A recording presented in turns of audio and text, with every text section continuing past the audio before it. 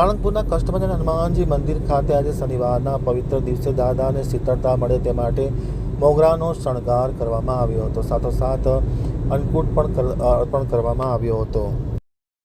હવે જોઈએ સાળંગપુર આમતક ન્યૂઝબ્યુરોમાંથી ચિંતન વાગડિયાનો એક વિસ્તૃત અહેવાલ. સાળંગપુર ધામ શ્રી કષ્ટભંજન દેવ દાદાને મોગરાના પુષ્પનો આજે શનિવારના પવિત્ર દિવસ નિમિત્તે શણગાર કરવામાં આવ્યો હતો. સ્વામિનારાયણ મંદિર વડતાલ ધામ સંચાલિત વિશ્વ પ્રસિદ્ધ તીર્થધામ સાળંગપુર ધામ ખાતે આજે શનિવારના પવિત્ર દિવસે કષ્ટભંજન હનુમાનજી દાદાના દરબારમાં શ્રદ્ધા અને ભક્તિનો સંગમ જોવા મળ્યો હતો. ઉનાળાની ઋતુમાં દાદાને શીતળતા બક્ષતા મોગરાના પુષ્પનો વિશેષ શણગાર કરવામાં આવ્યો હતો.